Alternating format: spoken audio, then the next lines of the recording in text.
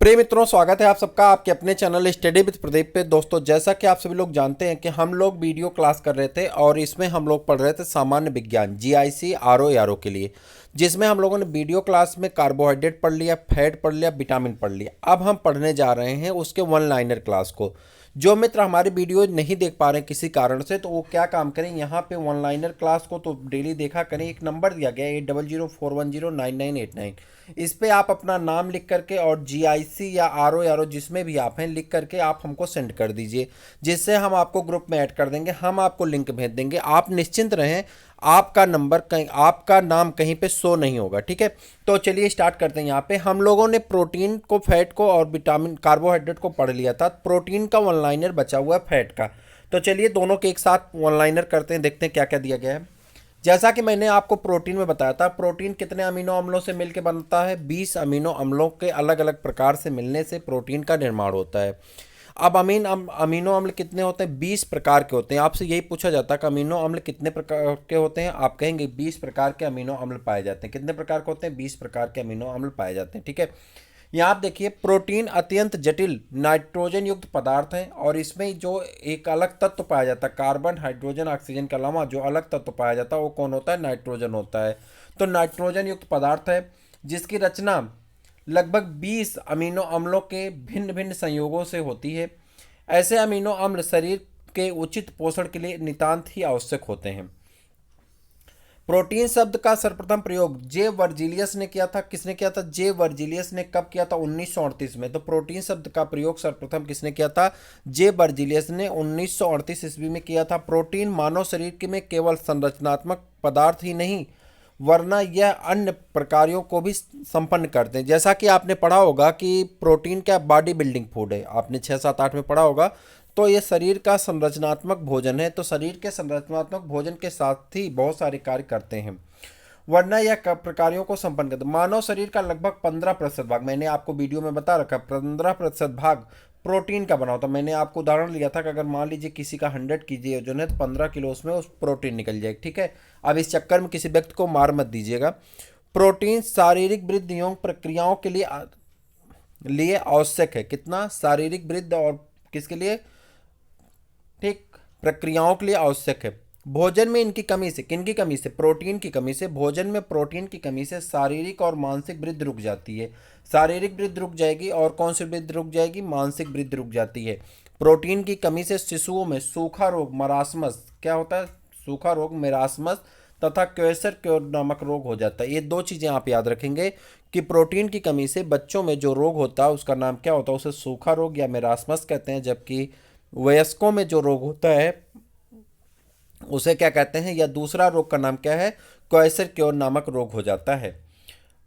Protein के प्रकार। Protein सामान्यतः 3 प्रकार के होते हैं। सरल प्रोटीन, जिसे सिंपल प्रोटीन कहते हैं, ऐसे प्रोटीन को केवल अमीनो अम्लों से बने होते हैं, सरल प्रोटीन कहलाते हैं। जो सिर्फ अमीनो अम्लों से बने होते हैं सरल प्रोटीन कहलाते हैं।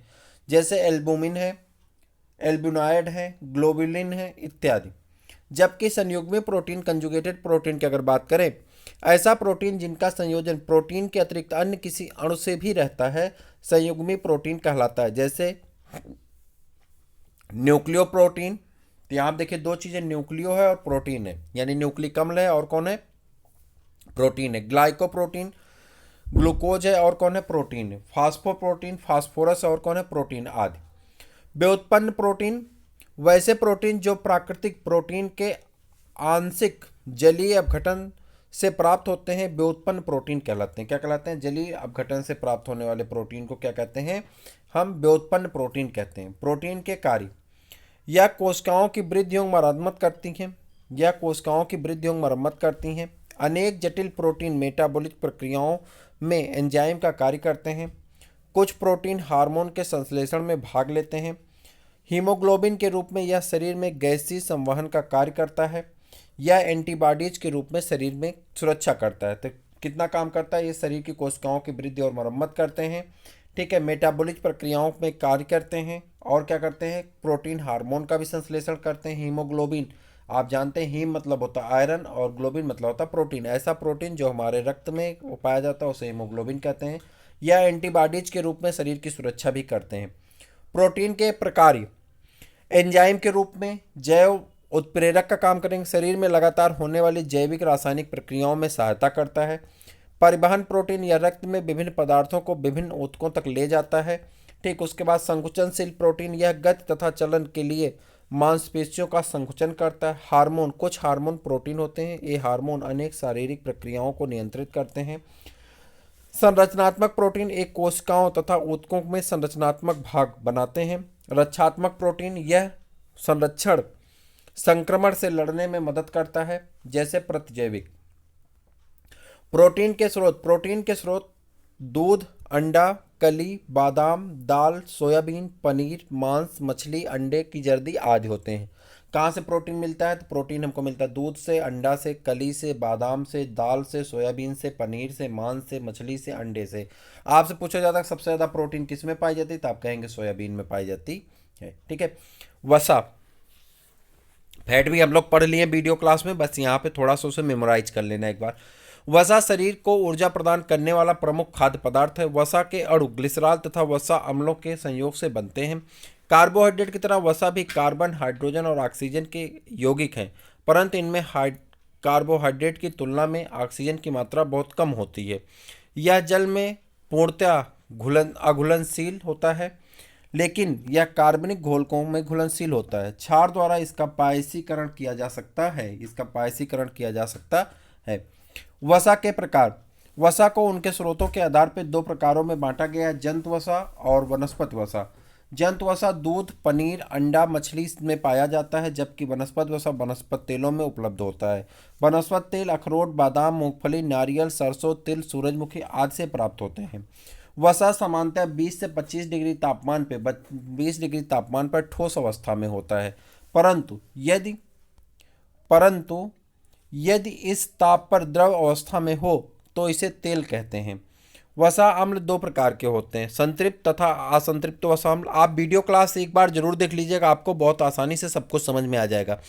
असंतृप्त वसा अम्ल मछली के तेल तथा वनस्पति तेलों में मिलते हैं। नारियल का तेल तथा ताड़ का तेल संतृप्त वनस्पति तेलों के उदाहरण है। अधिकतर असंतृप्त वसा जंतु वसा होते हैं। यह सामान्यतः ताप पर ठोस होता है, जबकि मक्खन 1 ग्राम, ये लाइन पूरी याद रख लीजिएगा, एकदम रट्टा मान लीजिए, 1 ग्राम वसा के पूर्ण ऑक्सीकरण में 9.3 किलो कैलोरी ऊर्जा मुक्त होती है। सामान्यतः एक वयस्क व्यक्ति को 20 से 30% ऊर्जा वसा से प्राप्त होनी चाहिए। मनुष्य के आहार में मक्खन तथा घी जैसे संतृप्त वसा की मात्रा कम होनी चाहिए, क्योंकि संतृप्त वसा आसानी से कोलेस्ट्रॉल में परिवर्तित हो जाती है, जिससे धमनी, कड़िन्य, उच्च रक्तचाप और हृदय संबंधी विकार उत्पन्न हो जाते हैं। वसा के कार्य, वसा ठोस रूप में शरीर की ऊर्जा प्रदान करती है। यह त्वचा के नीचे जमा होकर शरीर के ताप को बाहर निकालने से रोकती है।